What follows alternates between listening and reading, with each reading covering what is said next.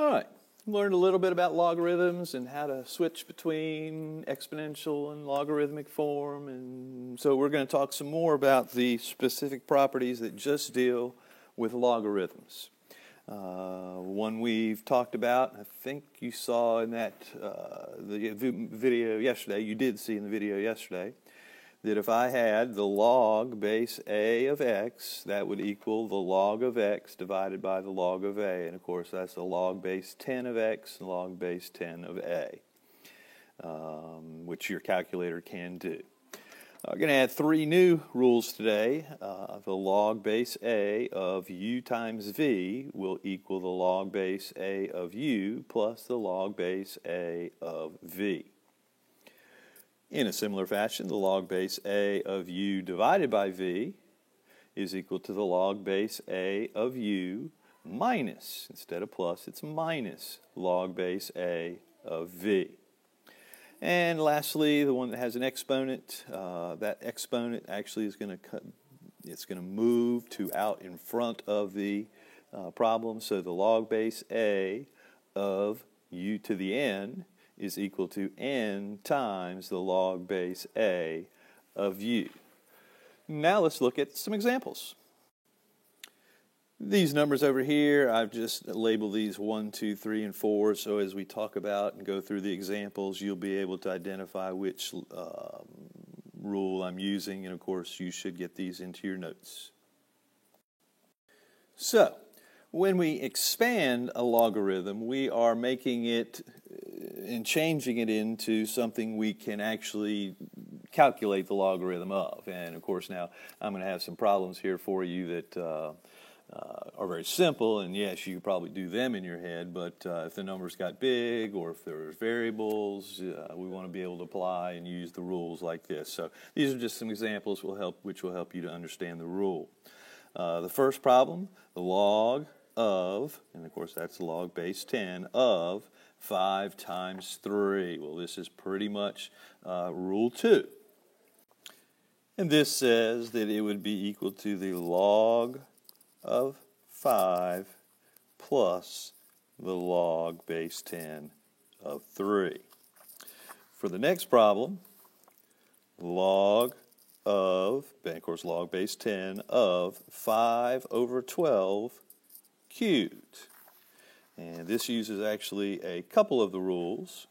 It definitely uses rule 4, and that's the exponent rule. Right? So we'll deal with that exponent using rule 4, and then the division, of course, is going to be the third rule.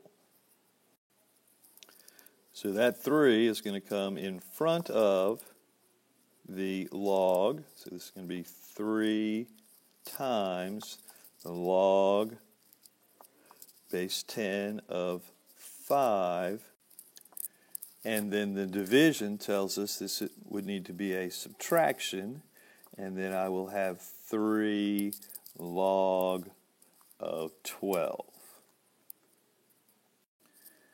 This problem here will also use rule 4 as we talk about this and deal with this exponent, and law 3 as we deal with this division.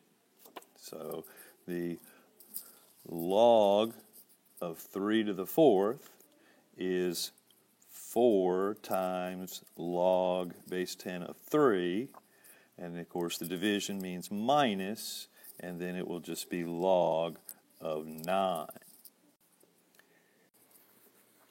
Well, I certainly hope you didn't blink right there. This problem's a little more appropriate. It actually goes on the expanding page as opposed to the other page here.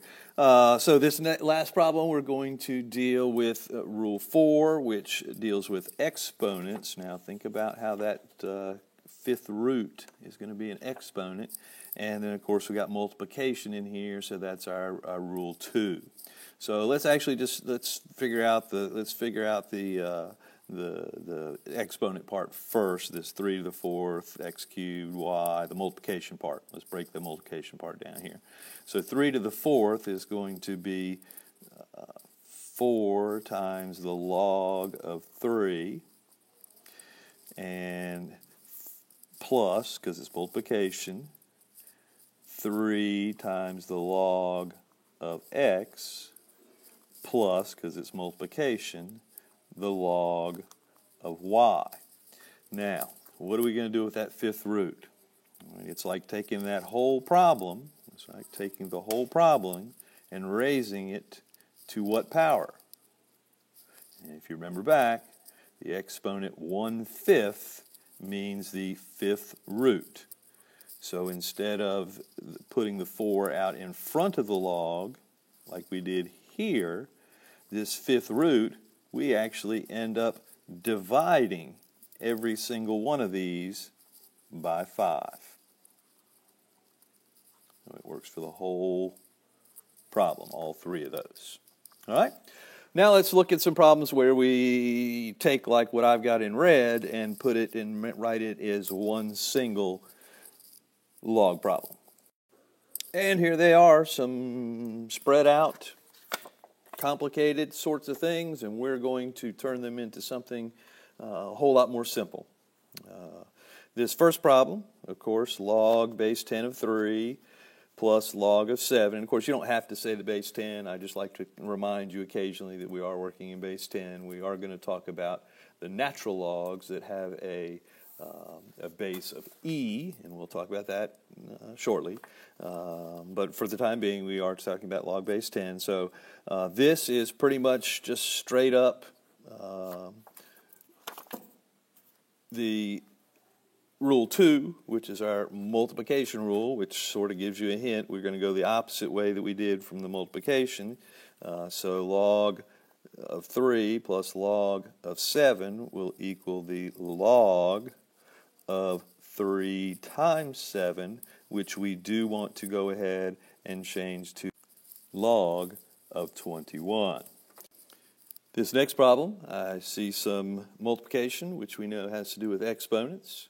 I see some division, which we know has to do with roots. So this is going to deal with mainly Rule 4. So let's take a look and see how this plays out. The 2 times the log of 4 we know as being the log of 4 squared.